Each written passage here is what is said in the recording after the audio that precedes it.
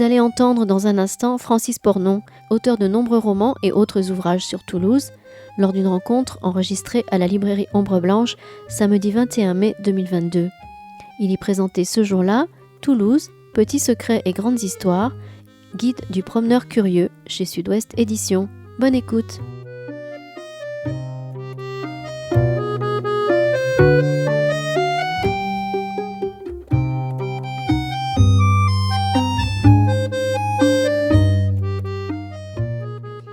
Bien, je voulais juste un tout petit mot pour remercier Francis Pornon d'accepter de venir dans notre librairie autour de cette balade que nous allons faire dans les petits secrets, grandes histoires de Toulouse aux éditions du Sud-Ouest. Je voudrais remercier parce que nous avons l'éditrice ici présente. Donc, merci à vous. Francis, je vous laisse la parole pour présenter peut-être vos accompagnateurs durant cette petite heure, 1h30 de présentation.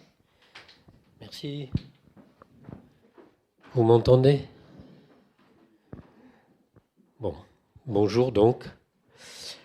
Et c'est toujours un petit peu émouvant de parler à des gens sur un travail qu'on a conduit pendant assez longtemps et qui vient au jour.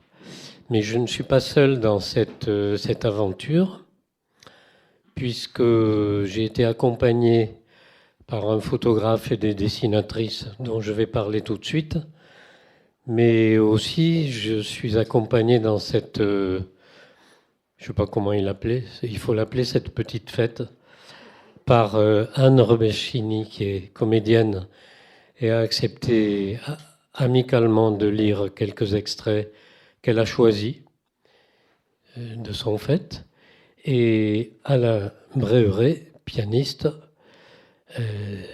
non-voyant mais voyant extra-lucide,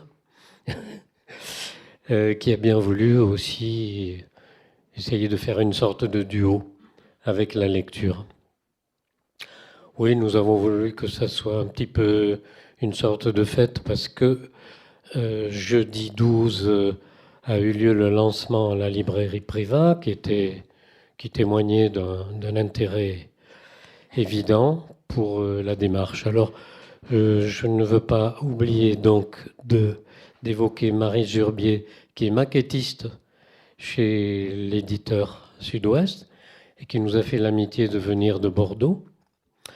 Et puis, 3 des 4 dessinatrices, puisque l'une d'elles est en vacances, Cécile Monéris, Hélène Bléton et Christiane Gilabert. Oui, je suis un peu perturbé parce qu'on a eu des imprévus là, mais ça y est, tout est rattrapé.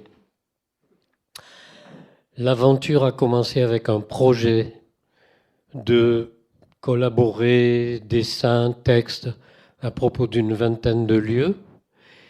Et comme nous avons trouvé un éditeur qui en voulait plus, qui voulait donc une sorte de guide personnel, subjectif, eh bien, nous sommes partis dans l'aventure. Et il y a non seulement des dessins, mais aussi des photos. Dominique Viette, le photographe, nous a fait l'amitié de venir jeudi dernier. Aujourd'hui, il doit être occupé à faire des photos par un si beau temps, j'imagine. Voilà.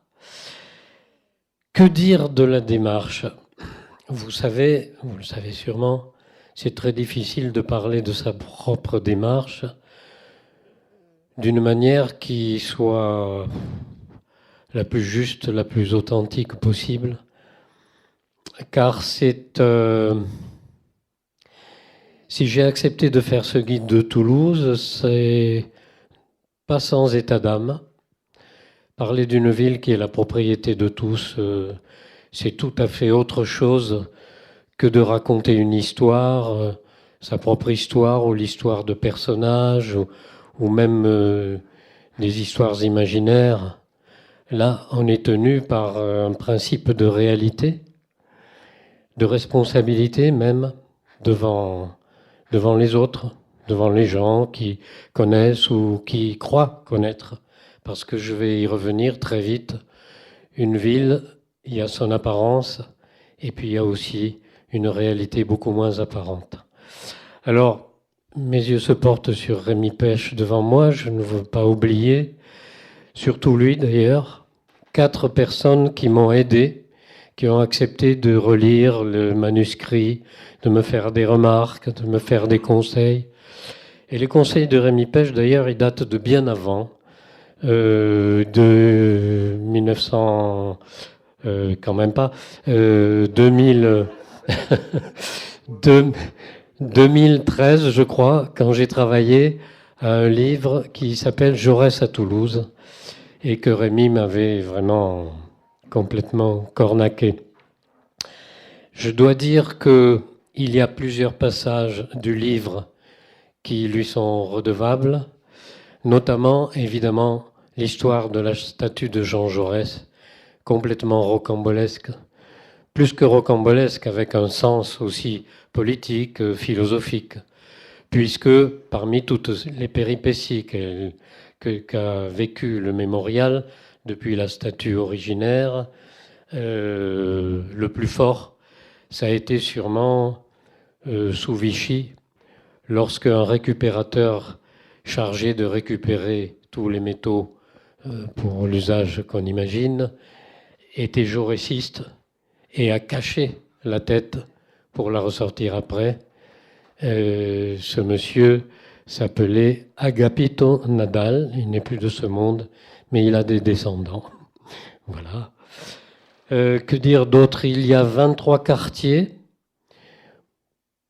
J'ai choisi, en gros, parce que peut-être aussi avec les conseils des collaborateurs, mais c'est surtout le résultat de coups de cœur ou parfois de coups de colère, peut-être, pour tel ou tel lieu. Il s'agit d'une promenade qu'on peut accomplir à vélo ou à pied, tout ou partie. Faire tout le circuit risquerait de prendre plus d'une journée, mais naturellement, on ne peut le faire que... On peut n'en faire que morceau par morceau, je dirais. J'y arriverai. Voilà. L'éditrice qui était venue, Marie Cardinaux, jeudi dernier, à Privas, a dit que non seulement que j'avais bien fait ce qu'elle attendait, mais presque au-delà, elle a dit qu'elle me trouvait habité par le sujet. C'est un compliment, je pense, parce que je n'avais pas la prétention de faire un guide proprement touristique au sens étroit. Je n'avais pas la prétention de ne faire que évoquer l'architecture ou l'urbanisme, mais aussi tout ce que représente une ville de passé, forcément, et qui fait son présent tel qu'il est là maintenant. Voilà.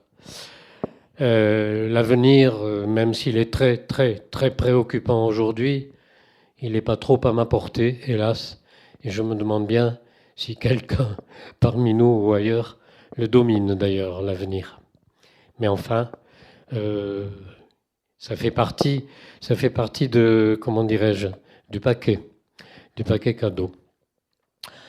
Écoutez, je vais bientôt m'arrêter. Je voudrais quand même juste évoquer peut-être un ou deux petits secrets, puisque on a dit que on attendait que je livre des secrets. La plupart du temps, je n'ai rien inventé. J'ai trouvé des choses rares et très mal connues, comme, encore une fois, ce que Rémi Pech m'a fait connaître, c'est l'ancien dépôt de la verrerie ouvrière d'Albi, qui est à Toulouse, qui existe toujours. Les inscriptions sont un peu effacées, mais on peut les voir. Il se trouve dans le quartier de la Concorde, par là-bas. Rue Saint-Papoul, voilà. Le maître, c'est mieux que son élève. Parmi les choses très méconnues, ou en tout cas, j'avoue, qui étaient méconnues de moi, quelques aspects de sujets bateaux. L'hôtel d'Acésa, le négociant en pastel d'Acésa, tout le monde en parle. Sauf qu'on oublie de dire qu'il était protestant, qu'il a été banni 10 ans de la ville et que pour revenir, il a dû se convertir au catholicisme et obtenir une indulgence royale. Donc, vous voyez, il y a des choses comme ça qui sont intéressantes. Alors, il y a des trucs plus marrants comme la rue de l'Homme Armé, qui s'appelle quelquefois la rue du Sauvage ou du Salvace en occitan. Quand on le voit avec un appendice qui s'élève jusqu'au-dessus de sa tête, moi je penche plutôt pour l'aspect de l'arme, je pense. Mais enfin, quelquefois on l'appelle plutôt la rue du Sauvage parce qu'il y avait une auberge ainsi nommée, etc. Bon, allez-y, vous allez rigoler et vous allez penser à cette dichotomie. Finalement, les Occitans, qui ont l'air souvent d'empêcheurs de tourner en rond, ils sont très sages parce qu'ils ont choisi la traduction de la rue de l'Homme Armé, c'est Carrero del Salvace. Voilà. Bref, je ne vais pas vous tenir des heures durant, mais plutôt peut-être laisser la place à des questions, réponses si vous le souhaitez. N'oubliez pas qu'à la fin, il y a un pot qui est organisé notamment par les dessinatrices et leurs entours. Et puis, naturellement, je vais laisser, avant les questions-réponses, la place à la lecture avec la musique. Tu lis pas le prologue, hein?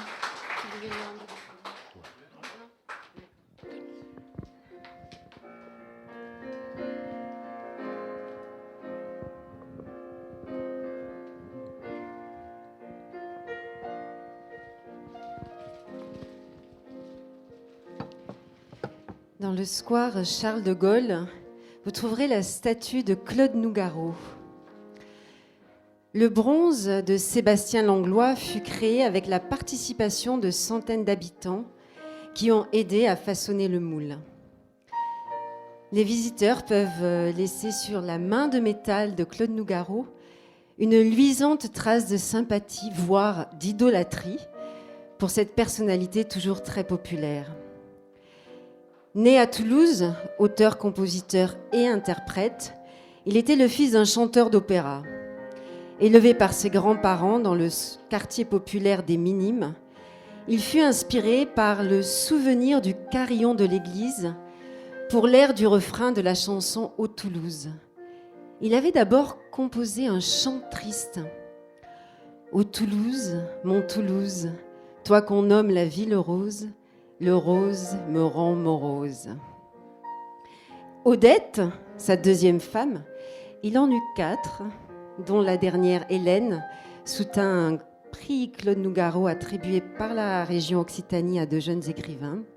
Odette, donc, lui demanda d'écrire une chanson d'amour qui fut un succès. Elle contribua à sa reconnaissance mondiale et à celle des beautés et travers de la ville. Ici, même les mémés aiment la castagne.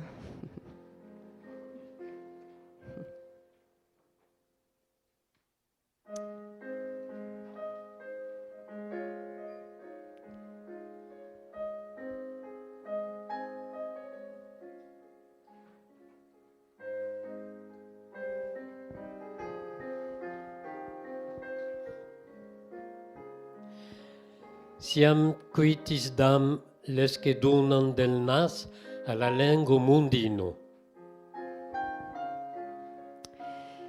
C'est de Pierre Goudouli et on arrive sur la place Wilson. La place Wilson, écrin de façade classique, aux terrasses et boutiques de luxe, entoure le square Lafayette, petit parc romantique et populaire. C'est l'un des rares espaces verts du centre de la ville, arboré et fleuri, accueillant avec ses bancs et son carrousel à chevaux de bois. Pas de traces de l'ancien pré où les consuls de la ville rencontrèrent Simon de Montfort, le chef d'une croisade assiégeant Toulouse au début du XIIIe siècle. Nul reste non plus d'une porte villeneuve qui s'élevait dans les remparts, ni même, ici même, pardon, ni même de sa condamnation de siècles durant jusqu'à ce que, à la fin du XVIIIe siècle, les capitouls fissent rouvrir le passage. Énigme dont la solution se révélera au cours de notre promenade en ville.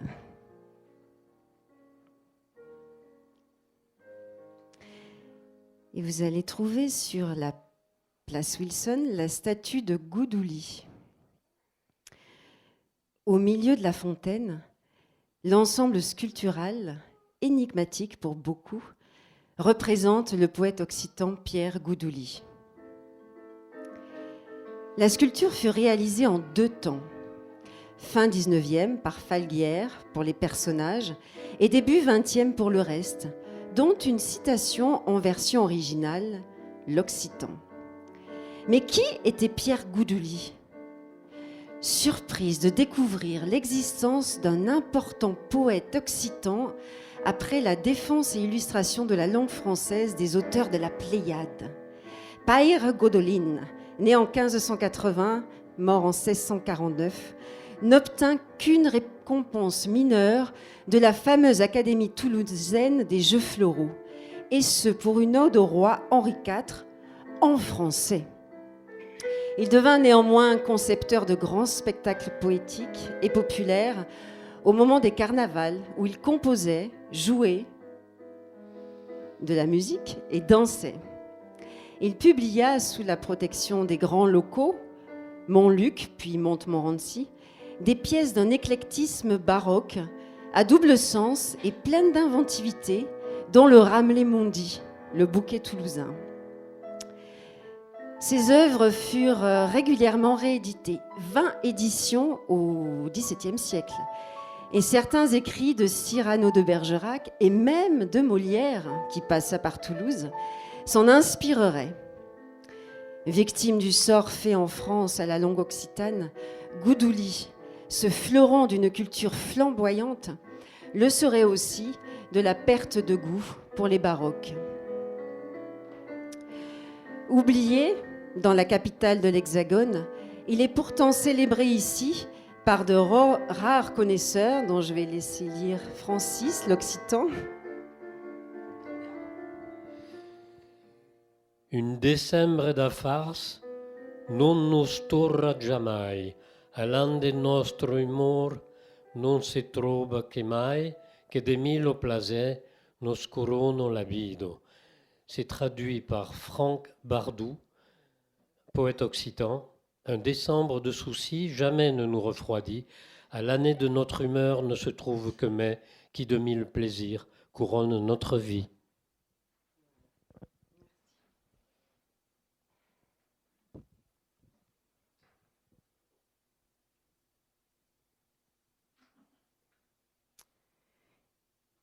Si tu veux commencer, Alain. On est à la place Saint-Cernin.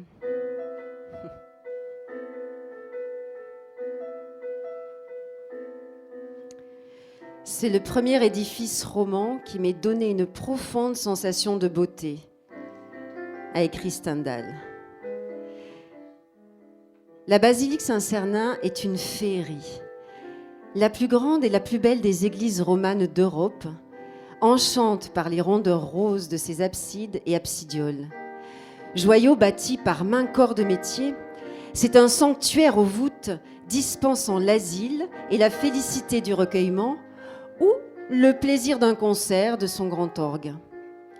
En ces stalles se découvre la marque de l'intolérance naguère sous la forme d'un Calvin prêchant à tête de porc. Lors de sa construction, au début du XIIIe siècle, les armées sudistes étaient écrasées par une croisade à Muret.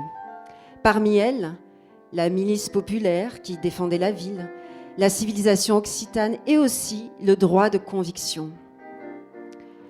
Le lieu contient des reliques dites de Saint-Saturnin et des sarcophages qui auraient contenu des corps de la famille comtale de Toulouse. Il comporte en outre des cartes de l'univers plat, selon l'archaïque conception récusée par Copernic et Galilée. Plus gentilles sont ici les célébrations de grands événements, dont les obsèques du chanteur Claude Nougaro, le carillon ayant repris l'air de la chanson au Toulouse, tandis qu'un minibus la claironnait vers la Garonne, suivi de Kidam qui la fredonnait.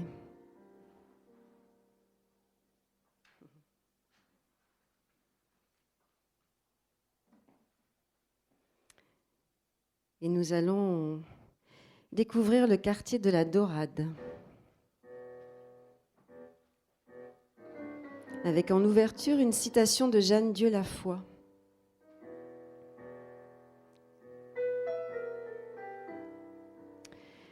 Le monde est un vrai pont. Achève de le passer, mesure, pèse tout ce qui se trouve sur ta route. Le mal partout environne le bien et le surpasse. Quartier précieux s'il en est, dans l'écrin du Pont-Neuf et des quais de briques, face à l'Hôtel-Dieu. Décor de teintes chocolat ou mandarine, suivant l'heure, il fait mentir le qualificatif de ville rose couramment décerné à Toulouse. Contesté d'ailleurs par l'écrivain Laurent Mauvignier. Je le cite, « C'est surtout une ville orange qui a des teintes très particulières, parfois même violettes. » À la fin du XVIIIe siècle, ces quais, initialement occupés par des jardins, un port et même un cimetière, furent aménagés d'un mur de soutènement par les États du Languedoc à l'instigation de l'archevêque de Toulouse, Loménie de Brienne. Sur ce quai de la Dorade, la brasserie des Beaux-Arts, ancien café Bellevue, a été durant des décennies le quartier général des étudiants des Beaux-Arts voisins. Elle aurait vu passer sur ses banquettes Ingres et Matisse. Entièrement restaurée, elle offre un décor belle époque, plus fréquenté maintenant par une clientèle aisée. Quant à l'église de la Dorade, son nom est un reste évident de l'occitan, Daurada. Après un temple romain, il y eut ici un édifice wisigothe recouvert d'or et autres matières brillantes. L'église, reconstruite fin XVIIIe, affiche un pesant fronton sur colonne. Cet ensemble, qui n'éveille pas forcément l'admiration du passant, recèle une copie de Vierge noire et les cendres du poète Pierre Goudouli, transférées par les soins de l'Académie des Jeux Floraux. Et le long du quai règnent des terrasses souvent pleines, dont le Café des Artistes. Des escaliers et un plan incliné descendent vers la place de la Dorade, ancien petit port du fleuve mal navigable. Le lieu, voué jadis aux mariniers, pêcheurs de sable et lavandières, voire aux pescofis, pêcheurs, est actuellement une aire de jeux et de promenade prolongée par le débarcadère où la jeunesse se dort au soleil, à même le gazon ou les pierres. Jadis, des blanchisseuses officiaient sur les plates, bateaux lavoirs, tandis que jusqu'au début du XXe siècle, des pêcheurs de sable pratiquaient leur activité sur la Garonne. Une boutique en cavité dans la muraille, comportant une devanture à fronton néoclassique, s'intitule à propos « Les pêcheurs de sable », proposant consommation et casse-croûte devant des sièges et guéridons. Grâce à la fraîcheur de la cave, c'était autrefois un glacier, après avoir été une morgue pour les noyés. En continuant la balade, vous allez tomber sur le Pont-Neuf. Et ce Pont-Neuf est, en dépit de son nom, le plus vieux pont de la ville encore debout sur la Garonne, les autres ayant été emportés par les crues du fleuve. Il frappe par les ouvertures de ses flancs, dites dégueuloirs, ménagés dans ces piles afin de laisser passer une partie du flot lors des violentes crues du fleuve coléreux. Passer le pont sur ces amples trottoirs, à la vue du courant aux teintes mouvantes et des quais variant entre l'ocre et la mandarine, est un plaisir toujours renouvelé. Dire que ces quais échappèrent de peu à un projet de voie express.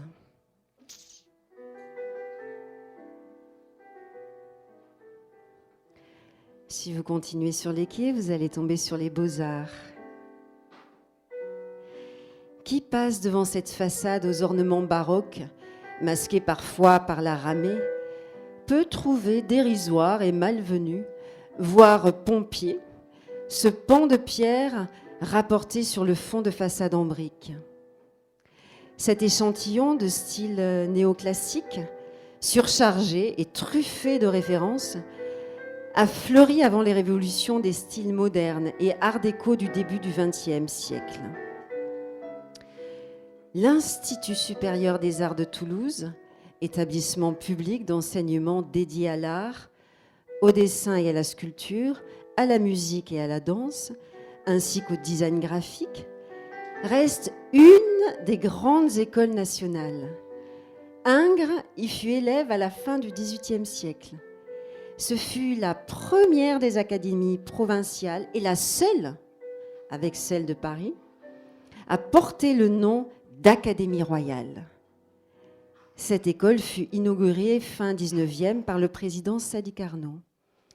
Et Jaurès déclara dans son discours « Il n'y a probablement pas d'autre ville qui puisse ainsi illustrer ses annales avec le seul génie de ceux de ces artistes qui sont arrivés à la gloire. » Nombre d'artistes, hommes et femmes, qui eurent ensuite une belle carrière, dont Marc Saint-Saëns, commencèrent par apprendre derrière cette façade. Cet ancien couvent des Bénédictins abrita également la filature de coton Boyer-Fonfrède. Il s'y déroula une autre belle histoire. Ici s'ouvrit la première manufacture des tabacs, la plus grande entreprise de la ville. Il était une fois plus d'1 millier d'ouvrières qui y travaillaient, coquettes mais fières.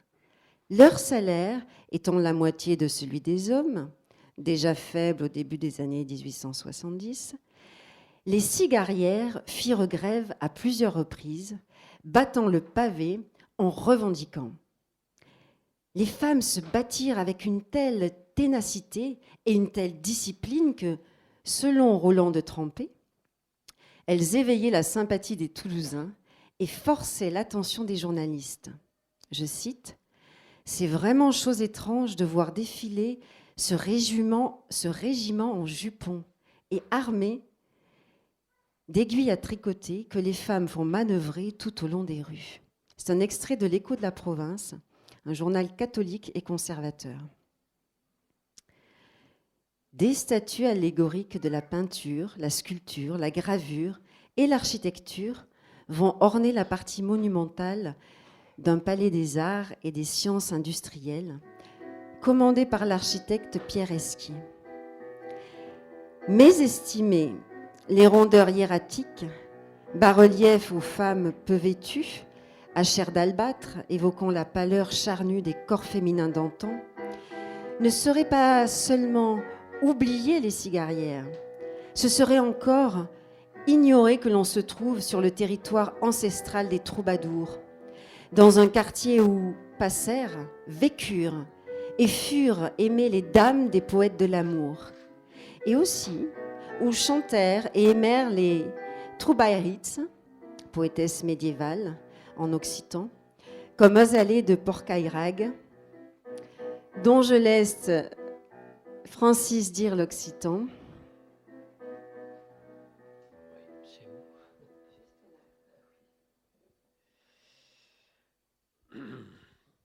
C'est Azalaïs, hein, Porcaïrag.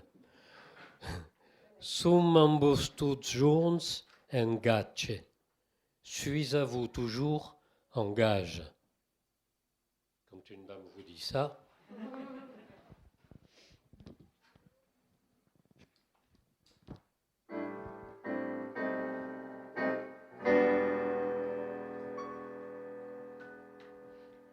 Nous arrivons au quartier des Jacobins avec une introduction de saint Thomas. Je crains l'homme d'un seul livre.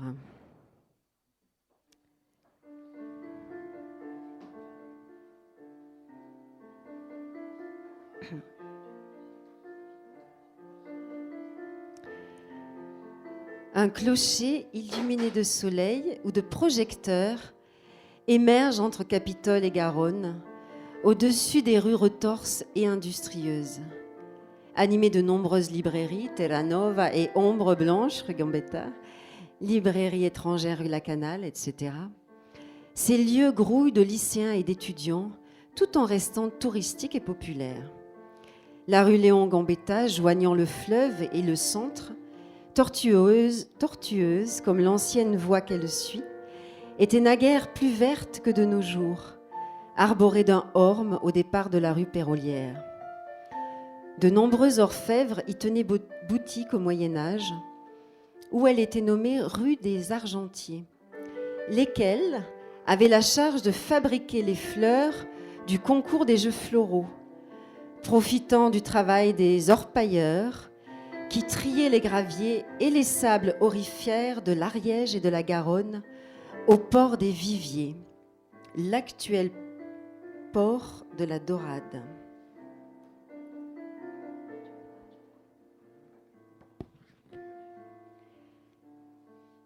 Un petit peu plus loin, vous avez l'église des Jacobins.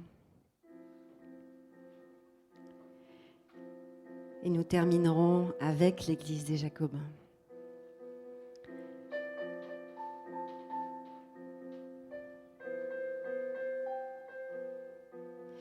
Le couvent des Jacobins captive chaque année plus de 350 000 visiteurs. À l'intérieur de cette masse fascinante en briques roses, l'église, saisie par son atmosphère lumineuse, aux fameux palmiers, faisceaux d'arches formant la voûte. Paul Claudel la décrivit ainsi, je cite, « Un pilier unique d'où s'échappe de tous côtés un torrent de nervures, une chevelure de direction, une ascension de palmes qui ne s'élève que pour retomber circulairement comme succombant aux fruits. » Tout dans ce monument raconte une riche et fascinante histoire. Le traditionnel clocher octogonal s'élève sans le chapeau pointu. C'est qu'il fut abattu d'un tir au canon émanant du camp protestant depuis le Capitole au cours des guerres de religion. Construit au XIIe et XIIIe siècle, l'édifice fit partie de bâtiments où les frères prêcheurs voulurent apporter en ville la bonne parole contre les algibois. Oh là là, pardon. Contre les algibois. Les albigeois. Ah, je vais y arriver. Les albigeois, excusez-moi. Après les guerres de religion, la Révolution amena le déménagement des reliques de saint Thomas d'Aquin à Saint-Cernin. Le Premier Empire en fit une caserne de l'armée de la campagne d'Espagne. Sur un plancher en hauteur s'installèrent les officiers. À l'écurie au rez-de-chaussée logèrent soldats, chevaux et matériel, tandis que le réfectoire devint un manège à chevaux et la chapelle Saint-Antonin, une infirmerie. Cette belle curiosité, qui fut sauvée du vandalisme par Mérimée, connut ensuite de nombreuses affectations, dont une exposition des arts et industries qui y réunit plus de 1600 artisans à la fin du XIXe siècle. En 1908, s'y tint un grand congrès du Parti socialiste, SFIO, dominé par Jean Jaurès, qui réussit à faire voter une motion quasi unanime. Enfin, durant la Première Guerre mondiale, l'église servit d'abri aux richesses des musées de Paris. Elle est depuis longtemps consacré à la visite touristique et au culte catholique, célébré à nouveau sur un petit autel situé en son milieu.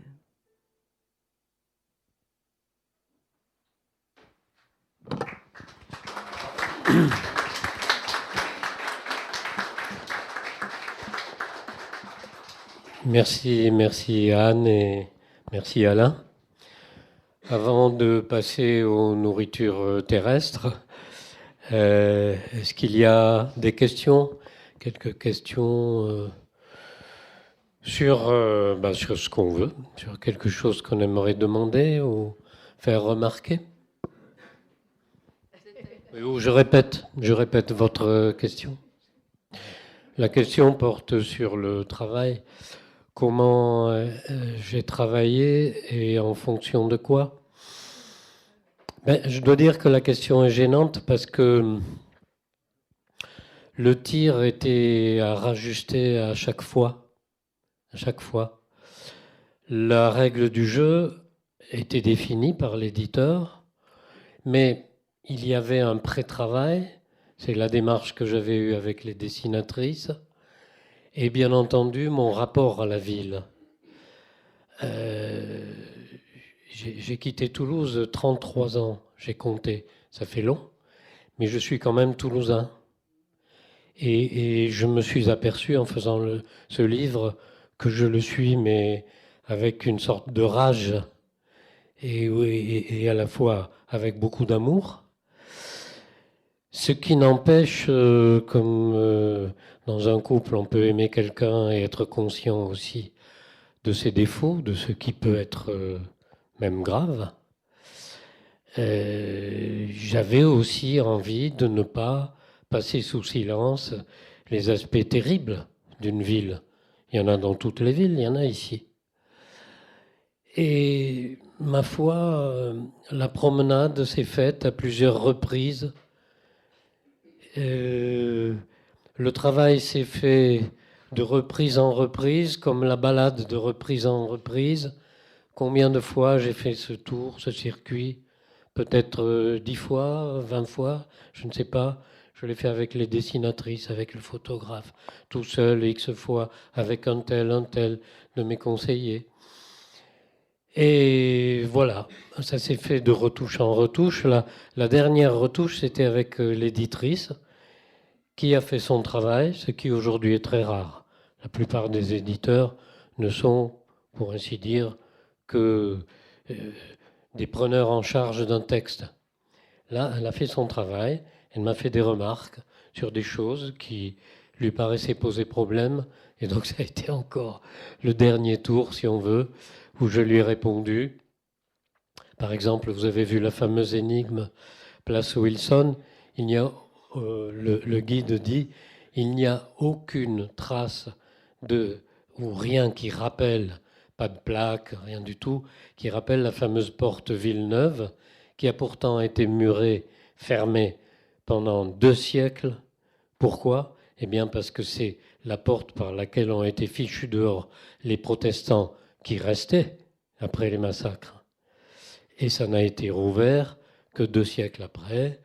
Bon, c'est pas anodin ça. Voilà, ça fait partie des choses que j'avais envie de dire. Et l'éditrice m'a dit, c'est mou, pas trop gentil ça. Ben, j'ai dit oui, c'est pas gentil, c'est comme ça. Et elle a dit, ben d'accord.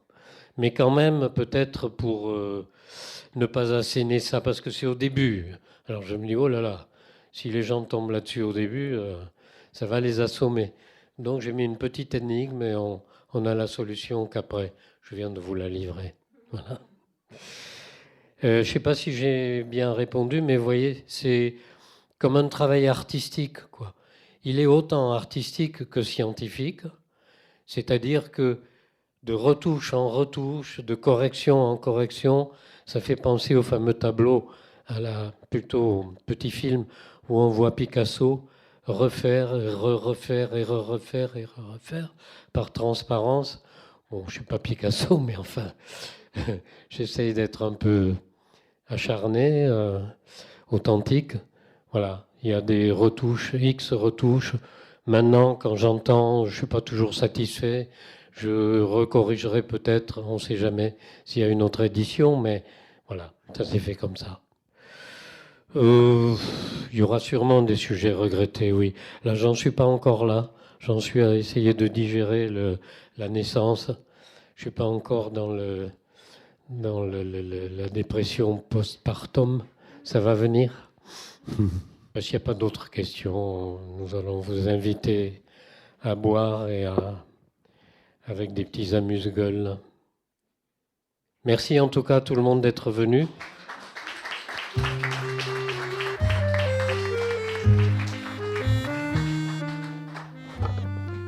C'était Francis Pornon à la librairie Ombre Blanche le 21 mai 2022 autour de son ouvrage intitulé Toulouse, petits secrets et grandes histoires, guide du promeneur curieux, paru chez Sud-Ouest Éditions.